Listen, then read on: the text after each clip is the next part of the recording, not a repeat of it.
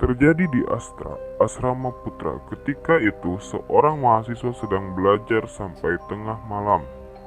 Sebut saja Budi, mungkin sekitar jam 1-an.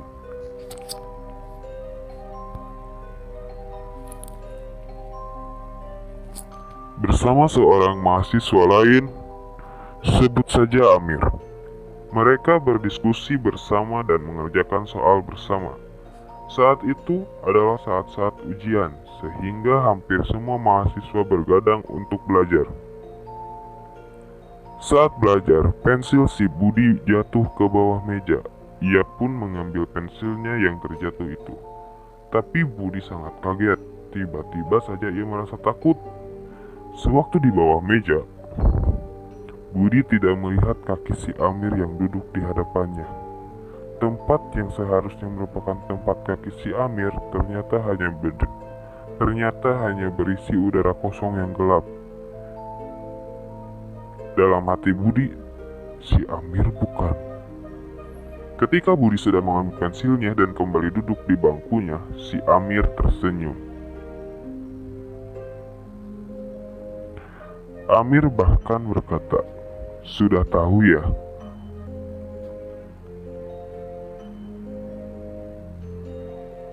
Budi langsung lari terbirit-birit masuk kamar dan memanggil senior residen asrama. Sejak itu mahasiswa diharapkan tidak belajar di lobi lebih dari jam 10 malam. Hal yang sama terjadi juga di beberapa tempat seperti LSI dan Astri, asrama putri. Cerita yang kedua. Peristiwa ini terjadi di Rusunawa, asrama yang gedungnya paling baru dan paling tinggi, serta terpisah dari asrama lain. Ketika itu teman saya yang namanya Merlin, dia sedang main kartu Uno bersama teman-temannya di kamar. Waktu menunjukkan pukul 11 malam. Seharusnya semuanya sudah tidur.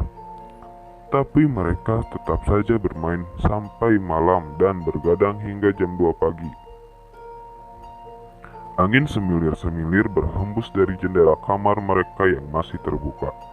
Tak lama ada suara ketukan di jendela, suara seorang bapak-bapak.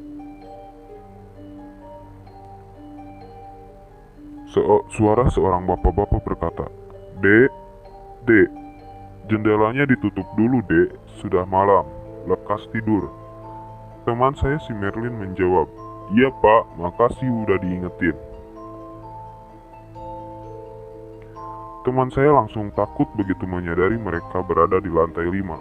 Dan tak mungkin ada yang bisa mengetuk jendela mereka apalagi mengingatkan mereka untuk menutup jendela. Ketinggiannya pun lebih dari 20 meter saat teman saya Ketinggiannya pun lebih dari 20 meter. Saat teman saya mengecek dan menutup jendela kamarnya, memang tidak ada siapa-siapa di situ.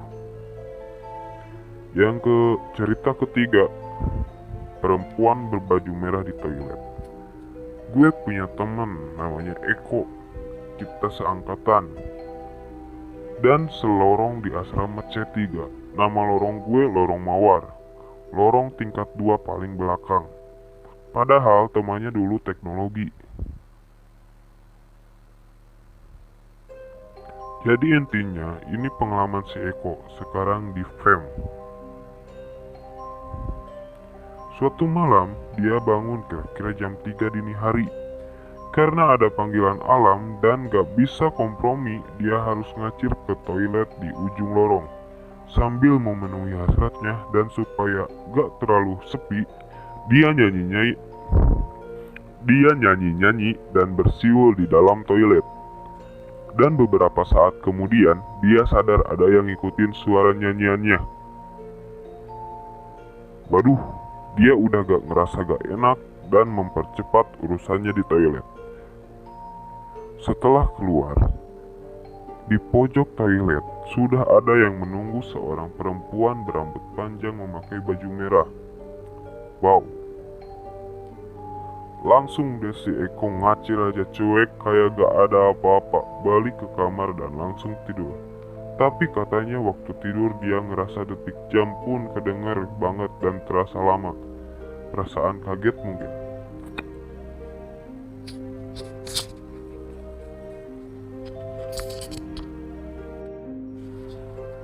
Keempat, Universitas Indonesia.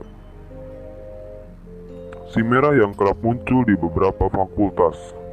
Kalau kamu bertemu dengan mahasiswa UI yang aktif berorganisasi di kampus, coba cerita tentang si merah.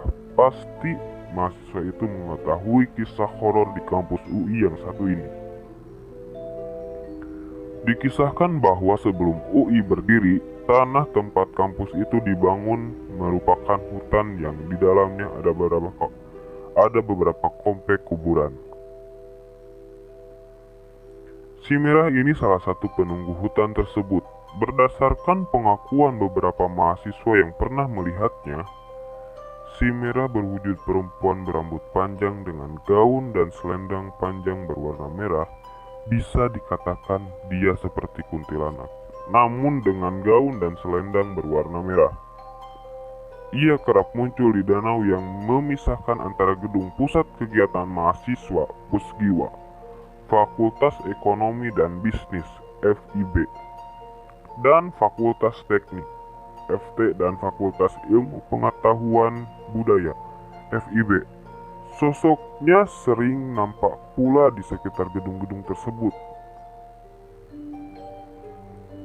Ada kalanya ia muncul di FT dan kadang muncul pula di sekitaran musola FIB. Sosok si merah ini tidak langsung menakuti orang-orang yang melihatnya, namun ia juga menjahili mereka yang melihatnya. Kejahilannya seperti menutupi wajah dengan selendang merahnya atau tertawa khas. Kadang-kadang pula ia muncul di kelas-kelas sebagai kuliah perkuliahan. Konon menurut mitos warga setempat, si merah dulunya adalah gadis yang mati di hutan yang sekarang berdirinya UI. Kebenaran kabar tersebut hingga kini masih menjadi misteri.